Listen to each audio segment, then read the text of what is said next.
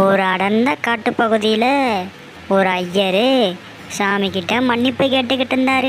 பாவம், அவர் என்ன தப்பு பண்ணாரோ. சாமி சாமி என்னை மன்னிச்சிருங்க, நான் ரொம்ப தப்பு செஞ்சுட்டேன், என்னை மன்னிச்சிருங்க, ரொம்ப கஷ்டப்பட்டுட்ருக்கேன், எனக்கு ஒரு விடுவு காலம் கிடைக்காதா, ப்ளீஸ் என்னை மன்னிச்சிருங்க சாமி. அப்படியே சாமிக்கிட்ட மன்னிப்பு கேட்டுக்கிட்டு முட்டி போட்டு உட்காந்துட்டாரு. அப்படியே சாமிக்கிட்ட வேண்டிகிட்டு இருக்கும்போது ஒரு எலும்புக்கூடு அங்கேருந்து வந்துக்கிட்டு இருந்துச்சு.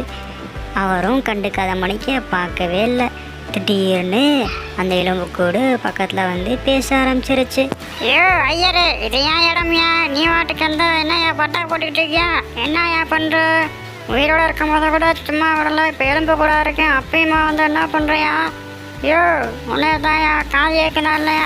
மண்டவோடு, உனக்கு என்னாச்சு என்னாச்சு உனக்கு, இங்கே வந்து பேசிக்கிட்டு இருக்கேன், இது ஓ இடமா, கொஞ்ச நேரம் சாமிக்கிட்ட வேண்டிட்டு போயிடுறேன், நீ போகலன்னா நான் மந்திர மணி உன்னை சாவடிச்சிடேன், பார்த்துக்கோ, ஒழுக்கமாக இருந்தக்க பேசாமல் இரு. ஐயோ தப்ப வச்ச ஐயரு, என்னையா மிரட்டுற, என் இடத்துல வந்து, இப்போ பாரு, நீ எங்கே போறியோ என்னையும் அங்கேயே கூட்டிகிட்டு போ, உன் வீட்டுக்கு நான் தான் விருந்தாளி, இனிமேல் நீ போகிற இடத்துக்கு தான் நான் வருவேன், என்னைய கூட்டிகிட்டு போ. இந்த ஐயர் அந்த எலும்பு கூட வீட்டுக்கு கூட்டி போக மாட்டேன்னு சொல்லிருச்சு. ஆனால் அங்கே வர்றதுக்கு முன்னாடியே அந்த எலும்பு கூட அவங்க வீட்டில் இருந்திருக்கு. என்னையா ஐயரே, இவ்வளோ லேட்டாக வர, உன் வீட்டுக்கு இவ்வளோ லேட்டாக வரையும், கரெக்டானாச்சும் கோயிலில் போய் மந்திரம் பண்ணுவியா.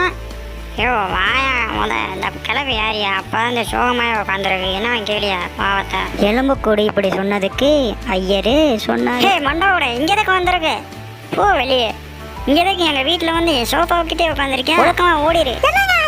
தனியா பேசிட்டு இருக்கீங்க, என்னாச்சு, என்ன பைத்தியம் முடிச்சுக்கிச்சா, பேசாம இருங்க, யாருக்கு பக்கத்தில் உட்காந்துருக்கா. 2 பேர்த்துக்கு நடுவில் அந்த கிளவி டக்குன்னு டவுட் ஆகி கேள்வி மேலே கேள்வி கேட்க ஆரம்பிச்சிருச்சு. ஐயோ ஐயா, உனக்கு மட்டும்தான் நான் தெரியுவேன், வேற யாருக்கும் தெரிய மாட்டேன், நீயா வாயை கொடுத்த மாட்டேங்காதையா, லூஸ் ஆயிடுவா, அப்புறம் நீ பேசாம ஏரியா. வேற யாருக்கும் தெரியாத வரைக்கும் நல்லதுன்னு சொல்லிட்டு அந்த பாட்டிமாவை தண்ணி மோந்துட்டு வர சொல்லி ஐயர் அமுச்சு விட்டாரு. அந்த பாட்டிமாவும் சொன்ன உடனேயே தண்ணி மொக்க போயிருச்சு. புலம்பிக்கிட்டேவும் இந்த மனுஷனுக்கு என்ன ஆச்சுன்னே தெரிலன்ட்டு. என்ன ஐயரே, சுகச்சாத்தான் வாழ்றவங்கள வெளியே தான் நல்லா அப்படியேவும் கொண்ட ஊட தெரியல, ஃபுல்லாக தான் சுழிஞ்ச வாழ்ந்துட்டுருக்கேன், பெரிய வீடு பெரிய பங்களா, என்னயா செம்மையாக வாழ்ந்துட்டுருக்கேன். எலும்புக்கூடு சொன்னதுக்கு ஐயர் பதில் சொன்னார். ஐயா சாமி, உனக்கு என்னையா வேணும், இப்போ எதுக்கியா எங்கள் வீட்டில் வந்து என்னைய தொல்லை பண்ணிகிட்டு இருக்க, ப்ளீஸ்யா இங்கேருந்து போயா சாமி, என்னைய விட்டுறியா. இங்கே வாரியா ஐயரு, உன்னை பார்த்தா பாமாச்சு இருக்கு, போய் ஒரு ஜூஸ் வாங்கிட்டு வந்துரு, அப்படியே எதனாச்சும் ஒன்று வாங்கிட்டு குடிச்சிட்டு போல கிளம்புறேன் நல்லா காத்தாட. எலும்புக்கூடு ஜூஸு கேட்டதுக்கு ஜூஸ் வாங்க ஐயர் கிளம்பிட்டாரு. கடவுள்கிட்ட ஆல்ரெடி அடி மேலே அடி, இது எக்ஸ்ட்ரா அடி வேறு. ஐயர் ஜூஸும் வாங்கிட்டு வேகமாக ஓடி வந்தார். சாமி இவன் கிளம்பணும்டா அப்படின்னு சொல்லி கொடுத்தாரு. இந்தாயா உன் ஜூஸு அப்படின்னு சொல்லி கொடுத்துட்டாரு. ஜூஸையும் நல்லா குடிச்சிட்டு நெக்ஸ்ட்டு இன்னொன்று கேட்குது. ஐயோ ஐயரே, ஜூஸ் மட்டும் பார்த்தாது, சூடாக ஒரு டீயை போட்டு அப்படியே ஒரு பண்ணு சாப்பிட்றதுக்கு ஏன்னாச்சும் வேற என்னாச்சும் எடுத்துகிட்டு வராம ஓடு. அந்த எலும்புக்கூடு கேட்ட எல்லாத்தையும் ஐயர் செஞ்சு கொடுத்தாரு, ஒன்று விடாமல். அந்த எலும்புக்கூடும் எல்லாமே ஆசை தீர வாங்கி சாப்பிட்டுக்கிட்டே இருந்துச்சு. இந்த எலும்புக்கூடு கடைசியாக ஒரு ஆசை இருக்குன்னு சொல்லிச்சு.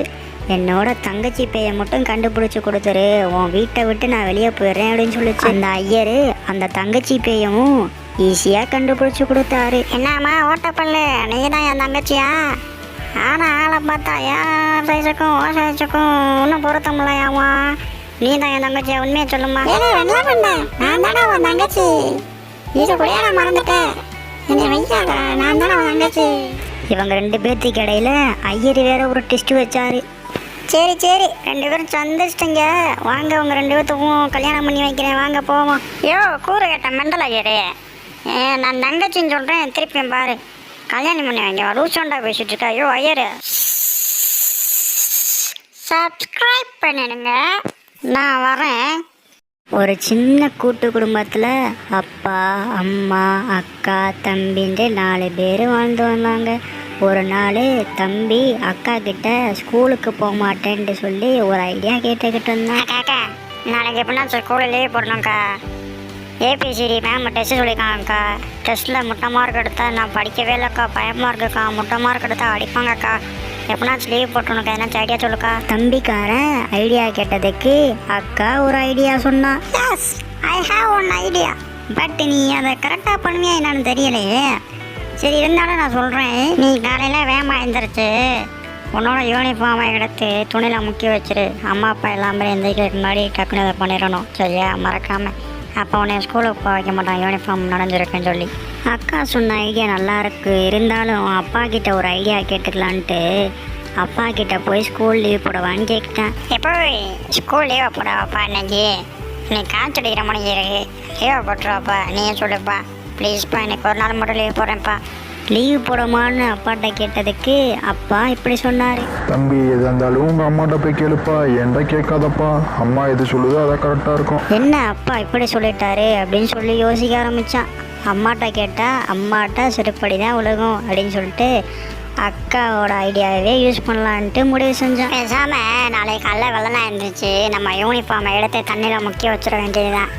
அக்கா சொன்ன ஐடியா தான் கரெக்டு. அப்போ தான் ஸ்கூலுக்கு போக முடியாமல் நட்டடிக்க முடியும். யாருக்கும் தெரியாமல் யூனிஃபார்ம் எடுத்து தண்ணியில் முக்க வச்சுட்டான். ஆனால் அவங்க அம்மா அதை கண்டுபிடிச்சிட்டாங்க. என்ன தம்பி இப்படி பண்ணி வச்சிருக்க? இன்னைக்கு பாரு, நீ வா கலர் ட்ரெஸ்ஸு போடு. உனக்கு இன்னைக்கு பிறந்த நாள்.